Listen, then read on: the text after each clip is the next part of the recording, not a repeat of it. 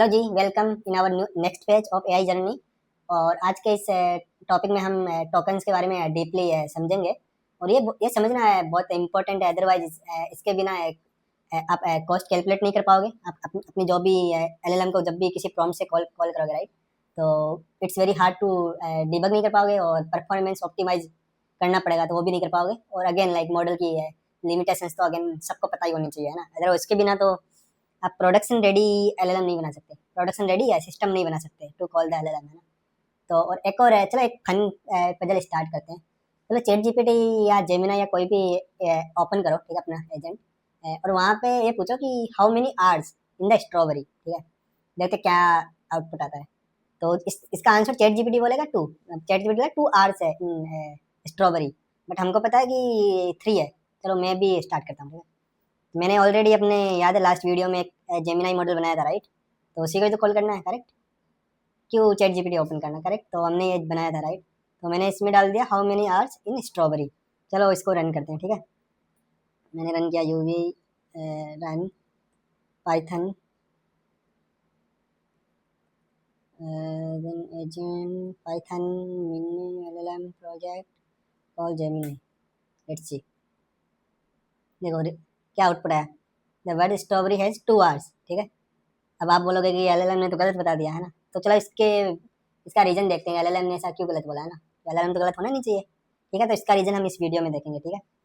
तो पहले बात करते हैं कि टोकन और वर्ड में क्या डिफरेंस है, ठीक है। तो ये इंपॉर्टेंट है समझना, ठीक है। तुमने जो अपना एलएलएम है वो वर्ड नहीं समझता है, वो टोकन समझता है, ठीक है। तो उसके लिए जैसे हेलो है, तो हेलो उसके लिए एक टोकन हो गया, ठीक है। बट जैसे टोकनाइजेशन है, ये कोई वर्ड है इंग्लिश का, ठीक है। तो अपने एलएलएम के लिए ये वर्ड नहीं है, एलएलएम उसको ब्रेक करेगा 3 टोकन्स में। एलएलएम क्या बोलेगा कि token plus IZ plus ATI one. LLM ऐसे समझेगा टोकनाइजेशन को, उसको ब्रेक करेगा 3 पार्ट में, token plus IZ plus S1. जैसे एआई, इसके लिए एक टोकन हो गया। आर्टिफिशियल इंटेलिजेंस 2 टोकन हो गए। और अगेन जैसे कि ये क्या करता है, जो फेमस इंग्लिश के वर्ड है, ठीक है, उनके बेसिस पे डिवाइड करता है। जैसे कि टीआई1 बोलेगा, टीआई1 मोस्ट ऑफन यूज होता है, राइट। जैसे TH 10th 9th 7th 6th, right. तो टीएस बहुत ज़्यादा यूज होता है, करेक्ट, इंग्लिश में एज ए सफिक्स। तो जैसे 9th को हमको टोकनाइजेशन करना है, तो एलएलएम बोलेगा कि इसमें 2 टोकन है, N I N E plus T H, है ना। ऐसे ऐसे करके इसको ब्रेक कर लेगा 2 टोकन में। और सिमिलरली अब हम बात करें कि ये अपनी नॉन इंग्लिश टेक्स्ट में कैसे काम करता है, तो उसमें बहुत ज़्यादा टोकन लगते हैं, बिलीव मी। जैसे कि अपने हिंदी का कोई वर्ड लिखना है कैसे, तो इंग्लिश में तो ठीक है वो हो जाएगा, बट हिंदी में जब लिखेंगे ना, तो उसमें 3 to 5 टाइम्स मोर टोकन्स लगते हैं। मोर टोकन्स मतलब हायर कॉस्ट, ठीक है। ये कॉस्ट की बात करते हैं कि इनपुट और आउटपुट टोकन्स में कॉस्ट कैसे वेरी करते हैं, वो हम फ्यूचर में डिस्कस करेंगे। बट अभी मान लो कि जितना ज़्यादा टोकन उतना ज़्यादा कॉस्ट, ठीक है, एलएलएम की एपीआई को कॉल करने के लिए, ठीक है। सिमिल तो अपन अब बात करते हैं कि ये टोकनाइजर कैसे काम करता है, ठीक है। मतलब एक टोकनाइजर करके एक एल्गोरिथम है, वो बताती है एलएलएम को कि कितने टोकन है किसी पर्टिकुलर टेक्स्ट में, और वो ब्रेक करके देती है, ठीक है। तो टोकनाइजर में क्या है, बीपीई करके एक एल्गोरिथम यूज होती है, बाइट पेयर एनकोडिंग, ठीक है। अगेन रिपीट करो, बाइट पेयर एनकोडिंग, ठीक है। ये कॉमन कैरेक्टर पेयर्स को मर्ज करता है, ठीक है। जैसे हमने टीएच वाला एक बहुत कॉमन इंग्लिश है कैरेक्टर है, बहुत कॉमनली यूज होता है, राइट, टीएच। तो वो इसका एक टोकन बन जाएगा, ठीक है। जैसे टीआई1 कॉमन है, तो एक टोकन बन जाएगा। जैसे रेयर वर्ड होते हैं उनके लिए मल्टीपल टोकन्स में उसको ब्रेक करना पड़ता है, ठीक है। तो ज़्यादा मल्टीपल टोकन्स में ब्रेक करेगा, I mean higher cost again, ठीक है। अब बात करते हैं लाइक ये ओपन एआई की एक टिक टोकन करके एक लाइब्रेरी है। तो ये एग्जैक्टली काउंट करके बता देते हैं कि किसी टेक्स्ट में कितने टोकन्स लगेंगे, ठीक है। ये ओपन सोर्स है, तो हम भी चलो इसको यूज करते हैं, ठीक है। तो हाँ, इसका प्रैक्टिकल यूज के समझ लेते हैं, ठीक है। चलो पहले कॉल करते हैं, ठीक है, आ जाओ। तो मैंने सिंपल यहाँ पे ऑलरेडी इसको ऐड कर दिया है। तो जैसे इम्पोर्ट टिक टोकन, देन हम इसका tiktoken dot encoding encoding for model GPT-4o। ये GPT-4o के लिए एनकोडिंग फॉर मॉडल, ठीक है। हमने सब मॉडल के लिए अलग अलग भी है, ठीक है, एनकोडिंग एल्गोरिथम। मतलब पहले ओल्ड थी, फिर धीरे धीरे ऑप्टिमाइज भी होने लगी है, ठीक है, ये टोकनाइजर एल्गोरिथम, ठीक है। अब हमने टेक्स्ट डाल दिया, AI agents are the future. Then again हम इसको एनकोड किया, तब देखते हैं टोटल टोकन्स कितने हैं, ठीक है। तो मैंने क्या किया, पहले तो यूवी एड टिक टोकन, ठीक है, ये ऐड कर दिया अपने पाथ में, अपने डिपेंडेंसी इंस्टॉल कर दी, ज़्यादा टाइम नहीं लगा। अगेन पिप से करने जाते तो वो टाइम लगता है, ठीक है। देन आई रन द या दिस पर्टिकुलर फंक्शन, ठीक है। मैं अपनी गिटहब लिंक में ऐड कर दूंगा, you can also play with. तो देखो जैसे ही मैंने ऐड किया, तो ये बोला टोटल 5 टोकन्स। तो AI agents are the future. तो आप बोलोगे इसने तो सबको ऐसे ब्रैकेट कर दिया है। तो इवन लेट से हम ना इसको ऐसे ऐड कर देंगे तो भी तो देखते हैं क्या होता है, ठीक है। ये इंटरेस्टिंग होएगा, ठीक है। अ, हाँ अब देखते हैं। ओ इसने 7 टोकन बता दिया। इसने क्या बोला, ए अलग बता दिया, आई ए को अलग कर लिया, जी को अलग कर लिया, एंड्स को अलग कर लिया, आर द फ्यूचर। फ्यूचर इनको ब्रेक नहीं किया, तो टोटल 7 टोकन हो गए। तो इसका मतलब यदि हम ऐसे लिखते हैं तो 7 टोकन, और सही से लिखेंगे तो 5 token. So that's why it's important कि always check like what we are typing, है ना। तो या लेट्स चलो इसका यूज केस समझते हैं, ठीक है, कि किस किस सिनेरियो में ये टोकनाइजर एल्गोरिथम काम में आती है, ठीक है। जैसे मुझे कॉस्ट एस्टिमेट करना है। जैसे मान लो 1 मिलियन टोकन पे कोई GPT-4 है, GPT-4 मिनी है, वो मान लो $0.1 चार्ज कर रहा है, ठीक है।